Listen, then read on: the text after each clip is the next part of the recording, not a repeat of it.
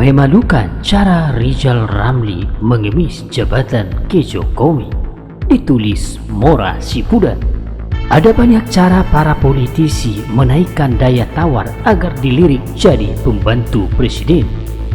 Yang standar dan benar adalah dengan menunjukkan profesionalitas, rekam jejak atau jam terbang, dan kualitas dalam mengelola suatu atau punya jiwa kepemimpinan yang unggul. Biasanya ia begini adalah pembantu presiden yang bukan melalui proses politik, artinya murni prestasi. Ada yang politik standar, biasanya ini dilakukan dengan penentuan jatah melalui partai politik. Presiden memang memilih orang-orang yang dianggap berkualitas dan pantas tetapi berasal dari partai politik. Cara seperti ini kesannya negatif di tengah masyarakat, walaupun pada hakikatnya tidak ada yang negatif selama orang yang dipilih tersebut berkualitas dan pantas. Toh di partai politisi itu tidak semuanya kerjanya hanya menggonggong seperti Fadlizon. Ada yang politis unjuk kekuatan berdasarkan tekanan. Biasanya hal seperti ini terjadi pada orang-orang yang pengaruhnya besar tetapi bukan dari partai politik, tetapi punya kekuatan politik. Kekuatan politik didapatnya dari jam terbangnya selama berkiprah dalam politikan Indonesia, yang seperti memang tidak baik, tetapi tetap tergantung presiden yang memilihnya. Daripada jadi masalah, lebih baik dia diikutkan menyelesaikan masalah negara. Si politisi merasa menang, pada saat yang sama sebenarnya dia sedang dimanfaatkan. Ada pula yang politis berdasarkan dukungan. Yang begini ini banyak bertebaran di mana-mana.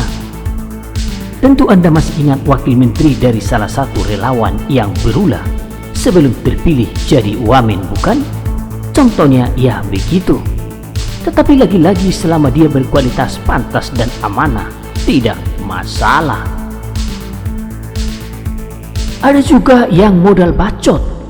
Yang begini ini bukan politis, ahli sih iya, tetapi merasa paling ahli dan mampu dan sulit dikendalikan. Biasanya akan ribut kalau di luar pemerintahan, tetapi kalau sudah dikasih jabatan pun akan buat ribut dan mengganggu kondusivitas politik negara serta tidak menunjukkan prestasi dalam pekerjaannya. Yang seperti biasanya buat emosi, diberi tanggung jawab tidak dikerjakan, tetapi setelah dicabut dia paling banyak berkomentar. Yang terakhir, ada yang mengemis jabatan, bisa mengemis dengan cara sok paling paham salah satu kementerian, selalu mengkritik kementerian yang dianggap sebagai keahliannya, dan tidak ada kebijakan yang benar yang pernah dilakukan menteri yang sedang menjabat.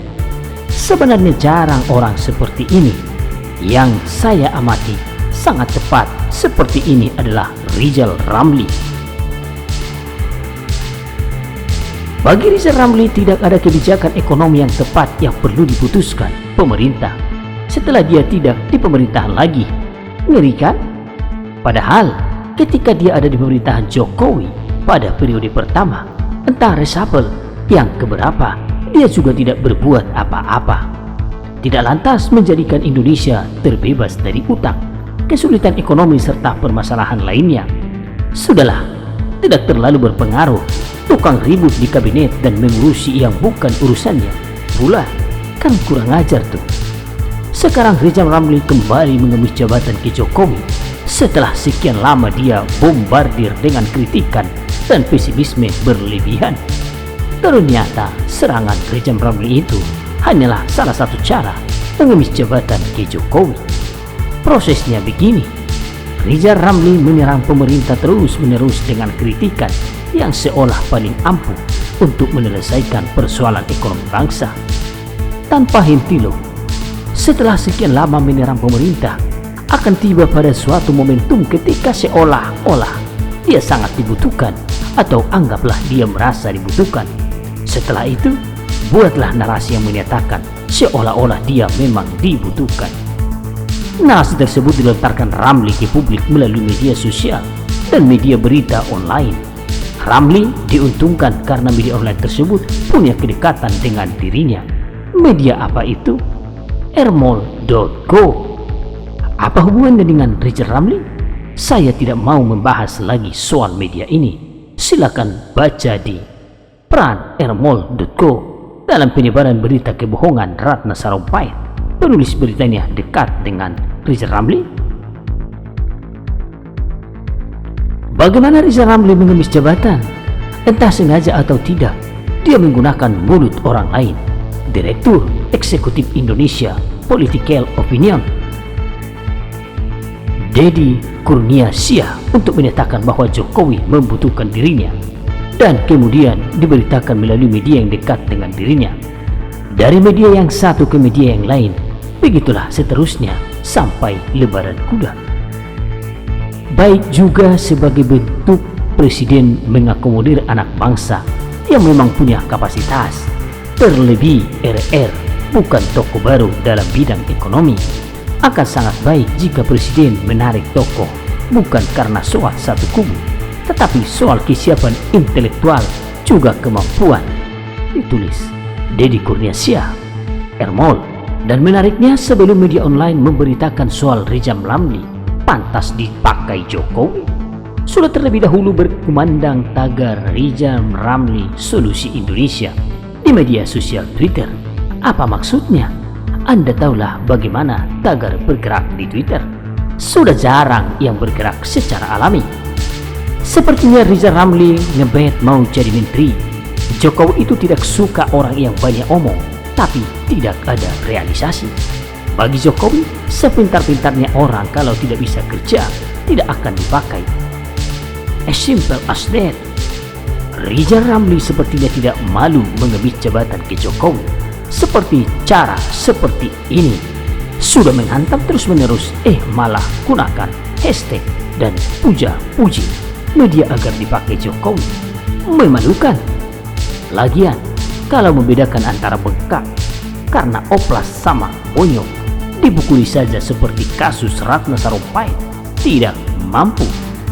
Apalagi membedakan mana laporan bawahan yang valid dan mana yang tidak. Salam dari rakyat jelata.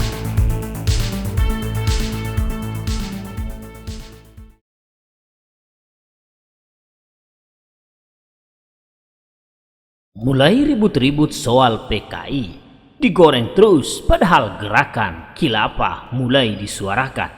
Ditulis X Hardy. Jujur saya pribadi sangat jijik dengan mereka yang terus merasa, entah sengaja atau pura-pura bodoh, tapi mau provokasi atau dihipnotis sehingga jadi bodoh. PKI itu sudah bangkit dan nyata adanya. Bertahun-tahun isu ini terus digoreng jika waktunya tiba. Tahun ini agak lebih cepat karena soal ulta PKI, yang saya sendiri saja baru tahu tanggalnya. Saya sudah melihat beberapa politisi yang mencuitkan soal PKI. Intinya begini, mereka ini secara tidak langsung atau tendensius ingin menciptakan sebuah narasi kalau PKI sedang menyusup di tengah-tengah masyarakat dan menunggu kesempatan untuk bangkit kembali. Familiar dengan narasi ini? Beberapa tahun lalu juga begitu kan? Bakal bangkit, tapi sampai sekarang batang hidungnya tidak kelihatan. Bahkan arwahnya saja tidak terasa. Di mana simpatisan PKI dan komunitasnya kalau memang ada? Zaman sekarang tak mungkin bisa tidak terdeteksi selama bertahun-tahun. Memangnya intelijen Indonesia anak kemarin sore amatiran yang tak bisa mencium keberadaan mereka? Masa PKI dari dulu sampai sekarang terus dibilang bangkit aja? Mana pergerakan mereka? Mana anggota mereka? Sampai detik ini tidak ada berita soal penangkapan orang yang menjadi anggota PKI. Yang ada masalah simpatisan dan penggila khilafah. Dan lucunya lagi, entah benar atau tidak, ada sekelompok orang yang demo sambil bakar bendera komunis. Nah, bendera itu didapat dari mana? Rasanya kok kayak benderanya bikin sendiri, dibawa sendiri, dibakar sendiri, ribut sendiri, heboh sendiri, dan akhirnya gila sendiri.